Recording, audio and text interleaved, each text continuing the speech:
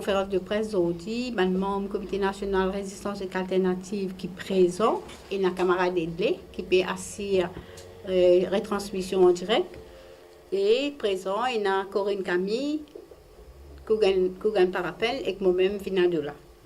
Dans la conférence de presse aujourd'hui, pour une par appel, qui pour cause l'actualité politique, et pour commenter aussi le negative income tax, et aussi la campagne dans numéro 18, Belle-Rose Catterbourne.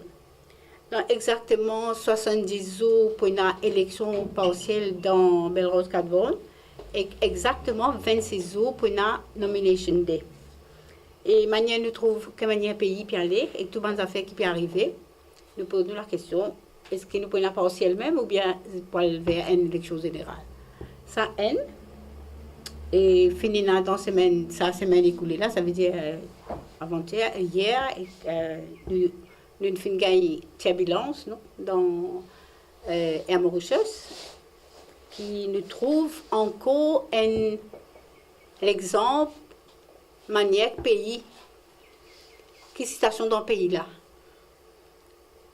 Et il expose une maladministration ou bien manque l'écoute d'un employé dans sa compagnie nationale, un pays qui, à la veille 50e l'anniversaire de l'indépendance, paye une instabilité clairement. Et il aussi expose qui manière ban employeurs dans différents secteurs, encore ici, dans une compagnie nationale, comme Air Mauritius, clairement, peut amener ban pratique ou bien peut menace pour mettre ban pratique, que peut dégrader conditions de vie ban employé. Si nous trouvons ça incident qui finit d'arriver, ça, qui Air Mauritius il fait face et que sa situation, ça c'est maintenant. Et alors, sans plus tarder, c'est là pour passer la parole à Kougan qui pour commenter l'actualité. Bonjour, mon camarade de la presse et mon camarade qui peut suivre nous là Facebook. Mon intervention aujourd'hui est pour surtout axée sur l'implémentation de ce qu'on appelle negative income tax et aussi quelques remarques par rapport à la campagne électorale au 18 et l'actualité politique.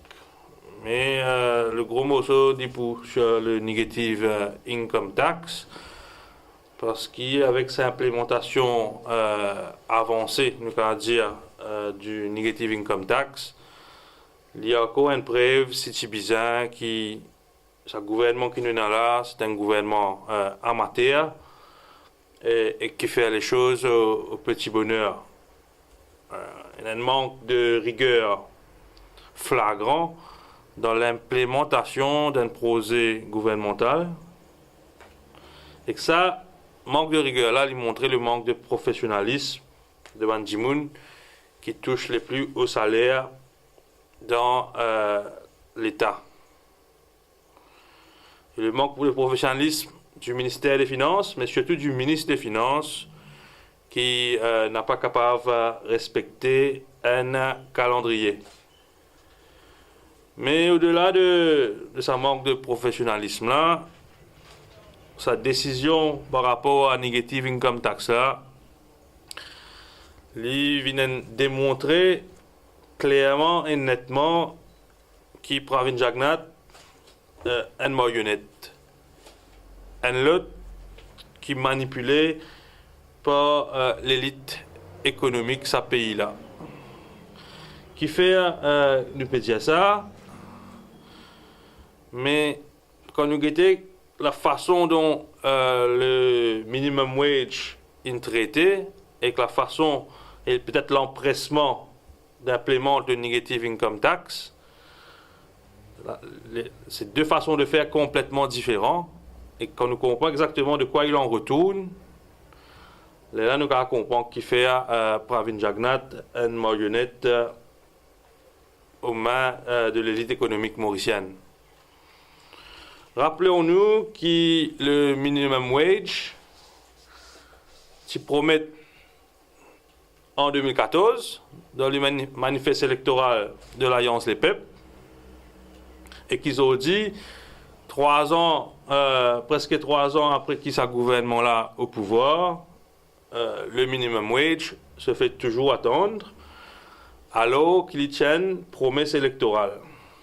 Par contre, le negative income tax, qui ne fait qu'annoncer il y a quelques mois à peine dans le budget 2017-2018, ben, cette mesure, les lignes prend naissance avant même cette date de naissance programmée. Donc, ça fait nous poser la question, ben, qui s'en a qui roule le gouvernement mauricien? Est-ce que c'est le Premier ministre et le cabinet de ministres? Ou c'est les bailleurs de fonds de certains partis politiques et surtout du gouvernement là? Parce que si nous comprenons la différence entre minimum wage et negative income tax, là nous sommes capables de comprendre qui fait negative income tax, les enfants précoces, et qui fait minimum wage, il est en phase pour faire une fausse couche. Alors, un petit, juste pour qui peut écouter nous, et aussi les amis de la presse, peut-être remettre aux autres un peu de c'est quoi negative income tax. Alors, le negative income tax, il provient de la caisse de l'État. Le negative income tax, il est financé par l'argent du contribuable. Le negative income tax, c'est ce que le peuple mauricien a payé en termes de taxes. C'est sa casse-là qui vous servir pour financer le negative income tax. Et c'est-à-dire qu'on nous connaît que 75% des revenus dans la caisse de l'État provenir depuis une taxe indirecte, qui nous appelle aussi une taxe régressive, parce que le fardeau de cette taxe les plus forts, les bandimouns qui au bas de l'échelle comparé à ça qui est un peu plus aisé. Et quand nous connaissons que cette taxe-là est financée essentiellement à travers la VAT, excise duty, l'essence, excise duty, les cigarettes, excise duty, l'alcool. Donc, nous comprenons que c'est la population qui finance le negative income tax. C'est tout le monde qui l'a, tout le monde qui paye nous, tout le monde qui a un supermarché, c'est eux autres qui peuvent financer la negative income tax. Donc, quand Pravin Jagannath dit qu'il peut implémenter le negative income tax, ça qu'il peut dire, il peut prendre nous, qui nous contribuons à payer dans la caisse de l'État pour financer ce negative income tax. C'est-à-dire, par rapport contre le minimum wage, ça c'est une histoire totalement différente. Parce que le minimum wage, c'est un salaire minimal qui est déterminé par une instance gouvernementale auquel l'employeur vise à respecter. C'est-à-dire, si demain minimum wage vient 12 000 roupies à Maurice, ce n'est pas au contribuable d'aller payer le minimum wage, mais c'est à l'employeur qui peut être décaisse 12 000 roupies minimales pour les services d'un employé full-time. Donc, comprenez la différence entre le National Income Tax, Negative Income Tax et le Minimum Wage. D'un côté, on a un Negative Income Tax financé par le contribuable, et de l'autre côté, on a un Minimum Wage qui l'employeur, le patronat, est supposé financer. C'est-à-dire, ce qui est patronat supposé financer et qui te promet par l'Alliance Les Peuples depuis ce manifeste électoral, mais ça, il n'est pas encore venu en vigueur. Par contre, ce qui les peuples pour payer depuis ce contribution taxe, ça, il finit venu en vigueur. Donc, quand on regarde ça, 2 poids, 2 mesures en termes d'implémentation de bonnes promesses, nous comprenons exactement qui lobby qui roule le gouvernement mauricien. qui dans le cas en Haïti, peut prendre casse contribuable, peut partager. Et quand on veut dire contribuable, et vu qu'il Maurice un système hautement régressif en termes de taxes, d'une certaine façon, c'est 75% de taxes qui payées à travers une taxe indirecte là. Si nous résumons, c'est qu'on m'a dit, peut prendre casse pour le negative income tax, peut prendre casse maléré, peut redonner une partie là-dedans. Donc c'est pas une grande mesure de redistribution de la richesse à Maurice qui peut dérouler à travers la negative income tax. C'est simplement peut prendre casse maléré à travers une taxe hautement régressive et que peut donner une partie de ça. Et que les restes peut servir pour financer un projet d'infrastructure pour l'hôtel, pour Smart Cities, encore une fois avec l'argent maléré. Donc, alors, une raison qui fait résistance et alternative, dire que ce principal adversaire, c'est pas Pravin Jagnat, c'est pas Navin Rangoulam, c'est pas Paul Béranger, c'est pas Xavier Luc Duval, mais bel et bien, c'est qui fait ça là dans Stoupi. C'est-à-dire, ce que nous appelons l'élite économique mauricienne, qui finance élections à coups de millions, et qui après, une fois que les autres poulains gagnent les élections, viennent faire lobby pour implémenter cet agenda. Parce que nous sommes capables de dire que si minimum wage, si bien financé depuis les poches de la population, à travers la taxe, mais bien longtemps, minimum wage, c'est pas une réalité.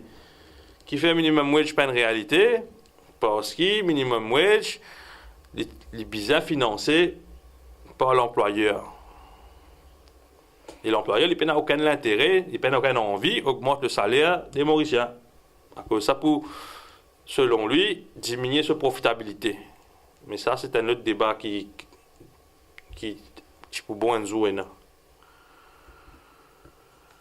Là, un peu dans quel système pourri nous retrouvons en 2017 et quelle ampleur combat qui résistance et alternative peut bien mener.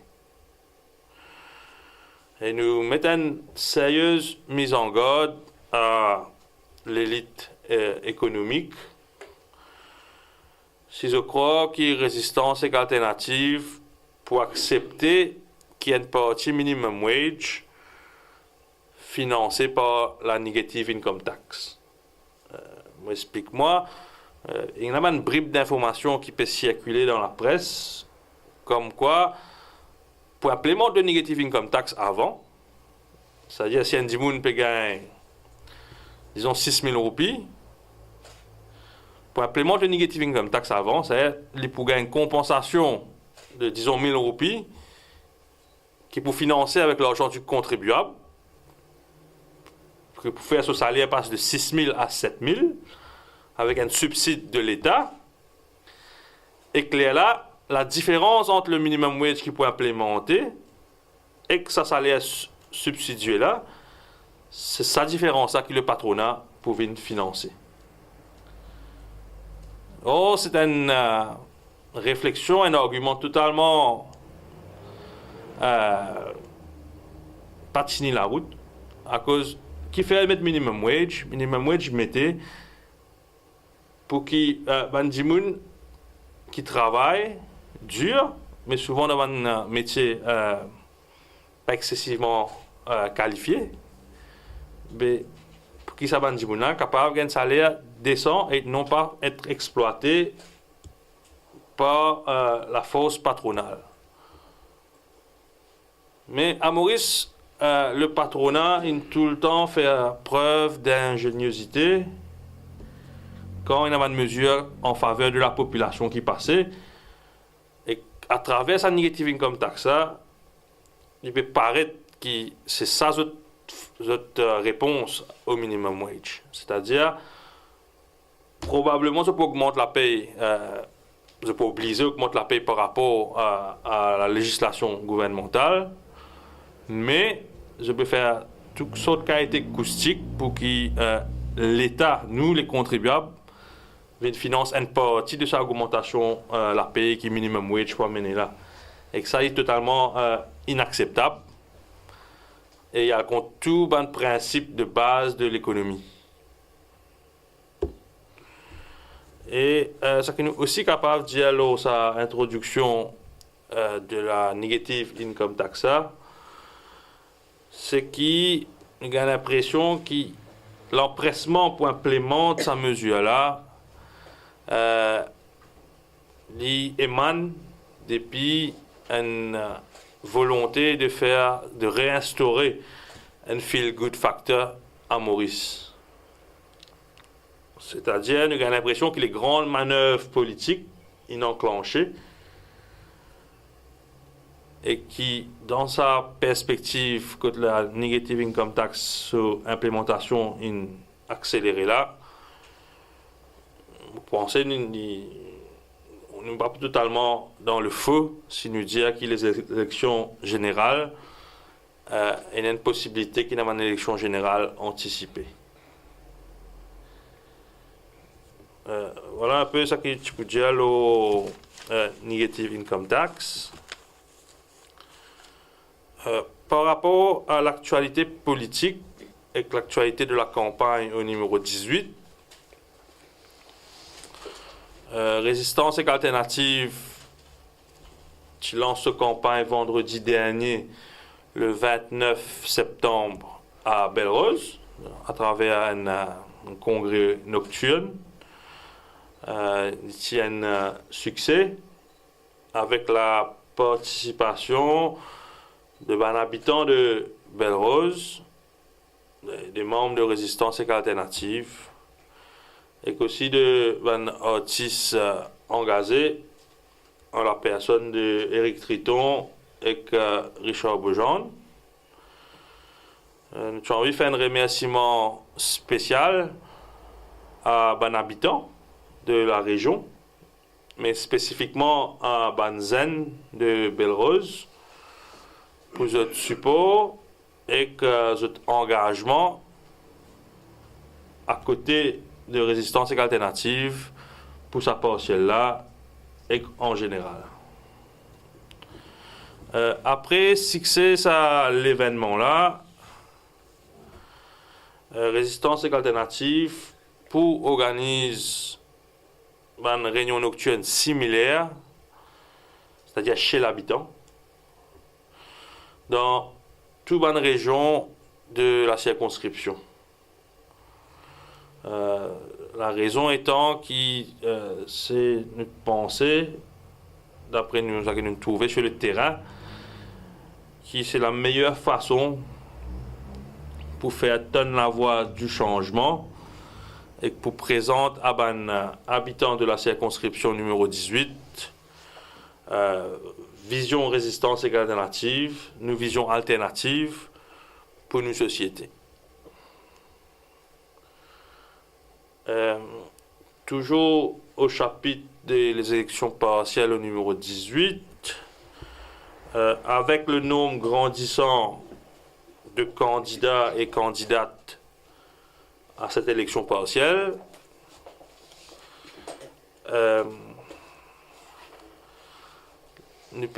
cette élection peut plus en plus ressembler à une manne primaire avant les élections générales. C'est la première fois dans l'histoire de l'île Maurice post-indépendante qui nous piale vers un scénario comme ceci. Et qu'il ne fallait pas qu'il nous minimise l'importance de ce scénario.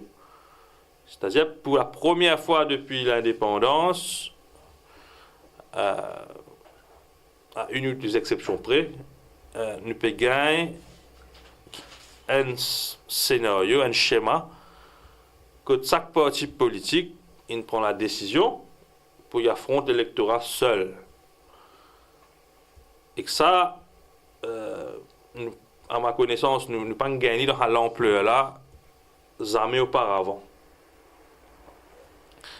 Et qui tiennent à faire nouveau, dire forcément, ben, façon qu'il va une élection déroulée d'habitude, mais il n'est pas pour dérouler pareil.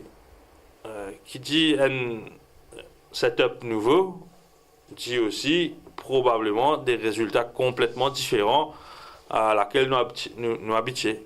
Donc, quand on trouve Paul Béranger peut venir dire que le match est entre le Parti travailliste et le MMM, vous pensez qu'il n'aime pas croire dans ce qu'il peut dire.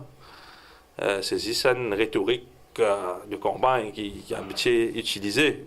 Mais cette élection-là, de par le fil facteur sur le terrain, mais aussi de par ce que Jimoun peut dire, et de par quelques sources officielles, il paraît qu'il y a une élection extrêmement serrée.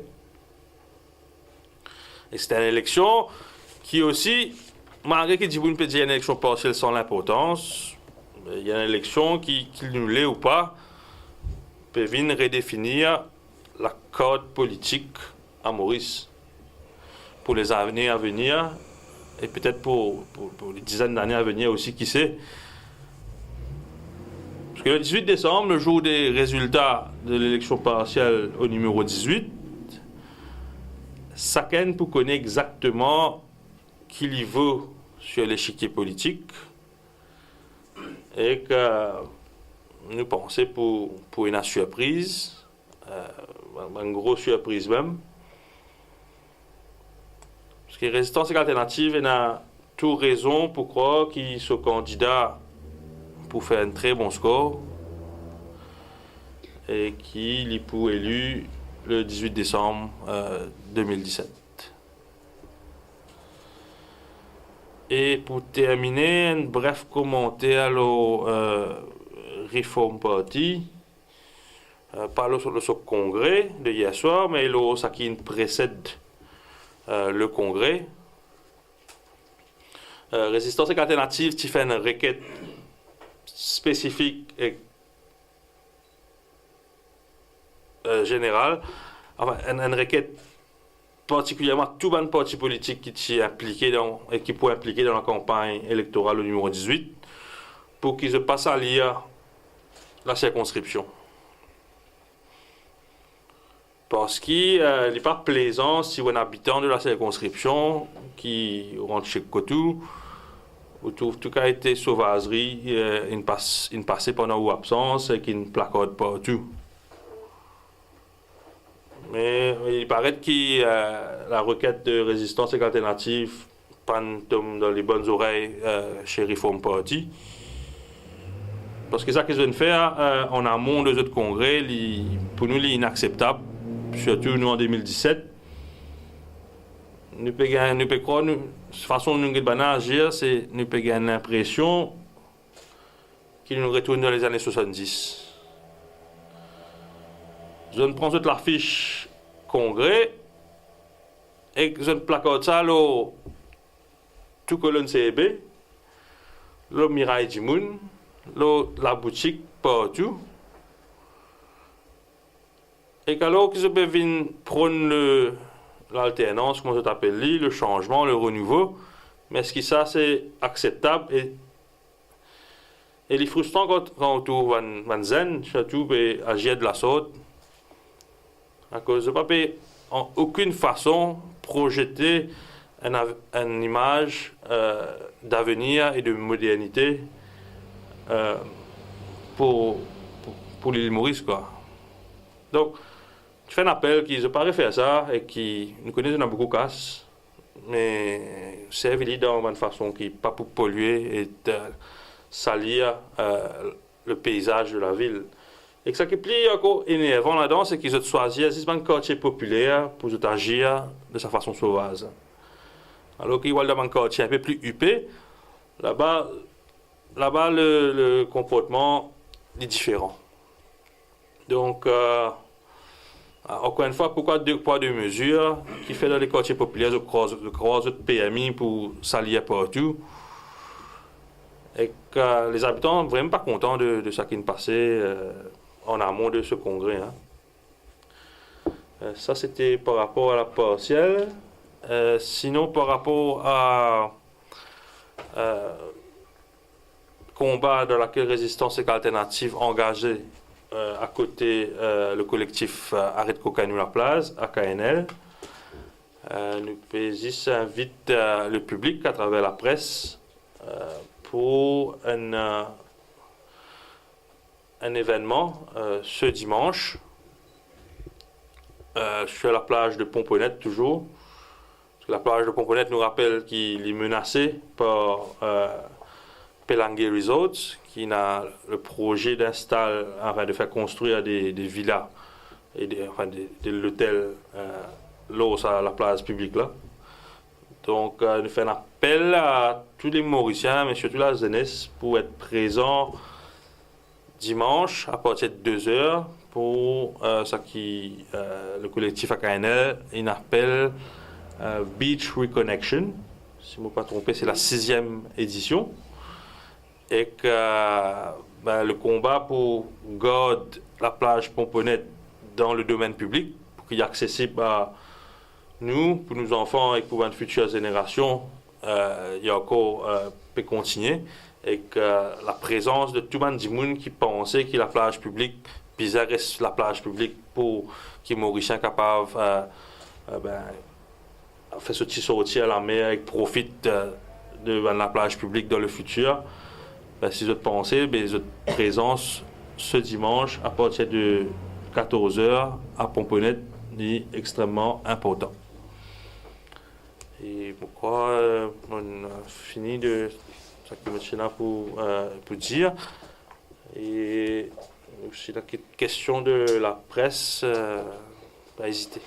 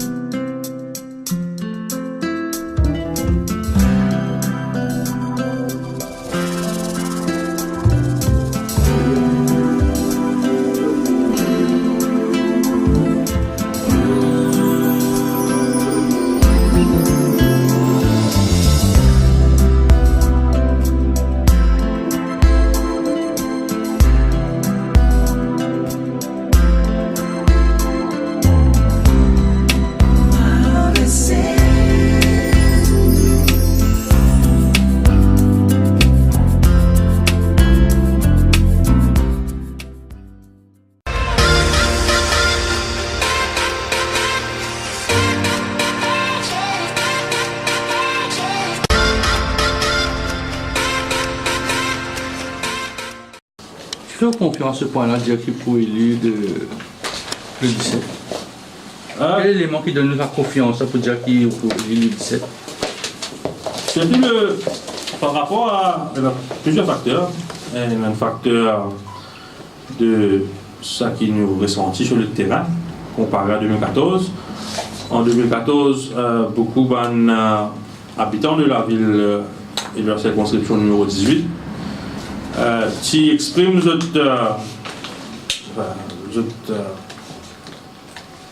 bonne appréciation du travail que Résistance et Alternative fait, mais qui surtout mettent l'emphase que 2014 c'était pas le temps pour votre Résistance et Alternative, parce que 2014 tout y met en marche pour mettre Namil Angoulam de haut. Donc tout le monde foncé tête baissée 3-0 l'Alliance Les Peuples, et les étudiants qui dans le futur je peux donner une sens, et surtout par rapport à la performance de l'Alliance Les Peuples, encore une fois senti trahi, délaissé, et là quand je posais la question qui parti crédible et qui parti qui a une vision correcte pour sa pays là, sa société là, je retrouve Résistance et Alternative comme étant un choix. Pas le seul choix crédible, mais le seul choix crédible en prenant en considération le travail politique fourni derrière. Parce que Résistance et Alternative, ce n'est pas une partie qui n'apparaît la veille des élections pour dire ok, nous propose candidat. C'est une partie qui, malgré qu'il est hors du Parlement depuis 2014, il fait un travail soutenu extra-parlementaire. Je me rappelle par exemple qu'il nous premier et presque seul parti qui contestait la passation du pouvoir. Présent dans beaucoup de fronts, dans beaucoup de combats depuis ces 3 dernières années. Donc la crédibilité, c'est avec beaucoup de retenue, mais aussi de fierté, pour dire qu'il nous probablement un rare parti à Maurice qui est crédible. Et forcément, il y a un feedback depuis le terrain qui montrait qu'il y a une bonne assise dans la circonscription et il n'est pas ancré dans une région, il est à travers la circonscription et qui est aussi basé sur les jeunes. Les jeunes, contrairement à leurs parents, sont plus réceptifs au message de résistance et alternative. Voilà un peu la raison qui fait nous penser, nous faire le bon score. Une cause de la négative en Haïti. Je me dis que, comme le patron peut baisser la paix, pour je bénéficie un peu de sa taxe, on va dire, parler un peu. Nous avons une espèce de baisse des salaires à Maurice. Je ne crois pas qu'il y a une possibilité que les salaires baissent. Parce que je pense qu'on a une rébellion des employés sur le salaire baissé, même le salaire de base. Comment un nouveau qui rentre, on peut dire. Comment un nouveau qui rentre. En connaissant le patronat, il est possible qu'il y ait de telles idées de toute la tête. Mais nous n'avons pas en présence d'aucun élément qui vient confirmer ce que vous pouvez dire. Et nous pensons, nous pourrons plus de détails dans les semaines qui viennent par rapport à Negative Income Tax, mais aussi surtout par rapport à minimum wage. Là, nous pourrons tirer les enseignements qui viennent. Il y a une question pour Kougan et elle m'a même dit que PTR soit adversaire, les pitries et MP, le côté de PMS qui peut faire une campagne, il faut un parti qui est critique au Vinboulel, qui fait ou pas gagner vraiment de critique là. Comment on explique ça? On n'a pas ciblé où, on n'a pas bien ciblé. Comment on a adversaire? Il y a des raisons. Un, c'est qui. Moi, je fais partie résistance alternative, un parti qui, heureusement, ne passe aucune casserole. Donc, quand l'adversaire a envie d'avouer la boue, et c'est difficile d'avouer la boue quand la boue peut exister. Certaines savent faire, notamment dans des 3 journaux assez populaires à Maurice, mais ils ont fait de façon anonyme. Parce qu'ils croient que le courage pour assumer ce propos, mais aussi à cause de ce journaliste qui fait là, c'est un agenda caché et qu'ils essaient de faire le jeu de quelques partis traditionnels. Et la deuxième raison, c'est que chez certains partis, il y a une stratégie pour ne pas mentionner résistance et alternative, fait que il peut exister, parce que selon eux, quand vous faites ça, ils ne pas pour nécessairement connaître le potentiel de résistance alternative et le potentiel de ce candidat à être élu à la partielle numéro 18. C'est une stratégie comme une autre, hein, mais notre stratégie, c'est de nous faire connus auprès des habitants du numéro 18, auprès des maximum. De toute façon, en 2014, nous avons fait un gros travail, nous avons dans chaque la case, qui est un pamphlet cause avec Bandimoun. Donc, à 4 bonnes, Belle Rose, résistance alternative est connue. Et bon, si nous pas gagnons l'attaque, c'est tant mieux. Mais vous pensez que c'est une attaque anonyme là, montrer quand même que certains perdent la performance que résistance alternative est capable d'amener dans l'élection là. Mais c'est une stratégie connue, ça doit tout, pas ça Maurice, mais jamais reconnaître le new guy on the block, à cause, quand on peut reconnaître, ça veut dire accepter qu'il y a un adversaire. Mais c'est moi faire le travail de dénigrement anonyme derrière pour faire un message passer. C'est un peu dans ce contexte-là qui nous était. Mais je pense les attaques anonymes pour continuer au fur et à mesure de la campagne. Par contre, les attaques frontales, c'est difficile à cause vraiment pour une pointe les doigts à résistance alternative, c'est pas donné à tout le monde. Et une deuxième question, c'est la candidature du MP. La dernière minute, il y a une candidature. Qui ou l'étude de la situation?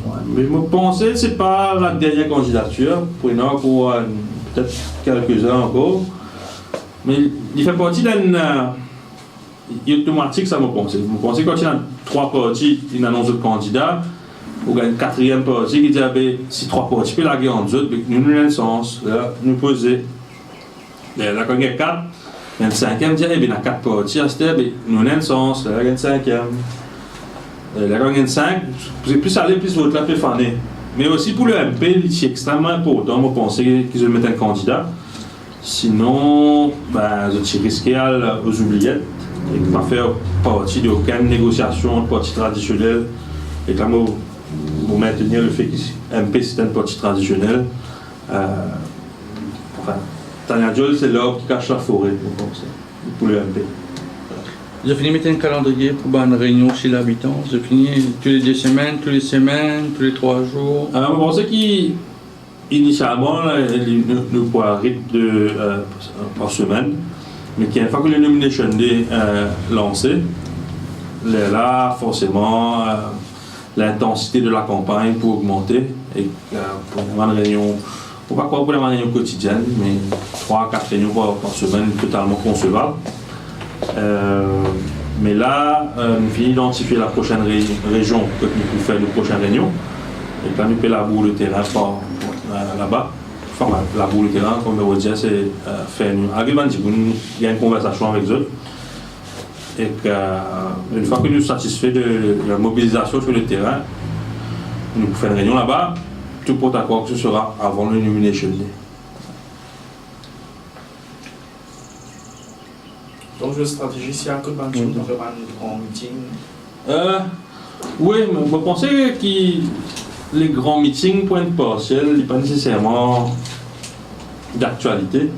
Et je pensais qu'il y a aussi préférable et préfère s'en mettre dans une réunion dans l'endroit qui est bizarre, ou dans le transport, ou dans l'endroit rempli du monde, bousculé, tout ça là. Nous donnons le principe de faire la politique différemment, d'amener une nouvelle façon de faire, et que nous trouvons un modèle d'aller chez l'habitant, dans la cour, quand on dit monde, recevoir nous, faire une réunion, beaucoup plus proche et beaucoup plus informel, et en même temps, il y a un dialogue des deux côtés. Nous écoute l'habitant, plus aussi nous présente une idée. Ça modèle écoute, mais un dimoun loin d'estrade, ça y est, un tas de gens qui écoutent là, encore une révolue. Donc, ça avait le 10 pour un grand meeting de résistance alternative. On a un dernier événement, mais pas pour un meeting pas pour un meeting à la place La Louise, comme ça. Il y en a ailleurs, donc café ailleurs aussi. À 4 c'est l'endroit le plus connu pour les meetings à 4 c'est La Louise. Mais non, pour une finish de campagne, mais du coup à la sauce résistance alternative et non pas à la sauce traditionnelle.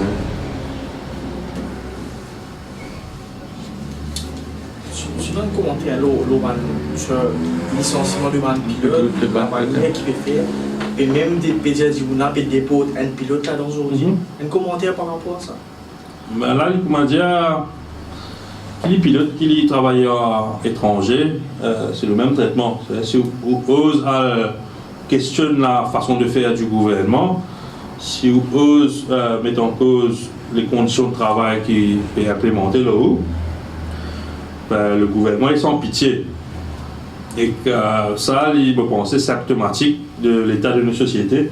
Un gouvernement qui parle à l'écoute, un gouvernement qui agit comme un dictateur, malheureusement, nous tout dit par rapport aux employés, par rapport aux journalistes aussi. Là, les autres arguments, c'est pareil qu'ils peuvent dire qu'à cause ça censé à cause d'un pilote là, quand ils touchent autant l'argent par mois, qu'ils n'ont pas un droit au réseau de la bouche, ce qui, contrairement à toutes les lois, Et nous dire qu'ils nous préfèrent payer un pilote ça montant-là, parce qu'il méritait, pour y amener un bateau, un avion à bon port, qui paye le Premier ministre et le ministre pour amener le pays à la catastrophe. Quoi. Il y a un problème, un sérieux problème de ce gouvernement de dialogue. À cause pour un pilote décide de faire une action comme ça, il n'est pas venu du jour au lendemain ça. Il n'est pas venu un grand matin dire on plaira maintenant, nous n'êtes pas au travail aujourd'hui. Il y a une situation de non-retour, cette situation-là est tellement pourrie, qu'ils sont sur le droit tellement lésés, qu'ils ont les autres choix à part faire action. Hein. Et puis pas de voir. Ceci dit, l'action, va être fait en limitant les inconvénients pour les passagers. Ça aussi, vous avez une question, mais il y a le débat, est-ce qu'il a l'action là pour autant percutant si tu prévenir un passager? Il y a cette question-là aussi. Mais le problème reste à un niveau, un manque de dialogue entre gouvernement et syndicats, entre gouvernement et employés. C'est aussi montrer que c'est un gouvernement qui parle écoute. Und dann haben wir une condition remuneration order dans l'industrie sucrière. L'industrie sucrière, souvent, je prends connaissance un peu. C'est pas mon dossier, malheureusement, pas de détails là.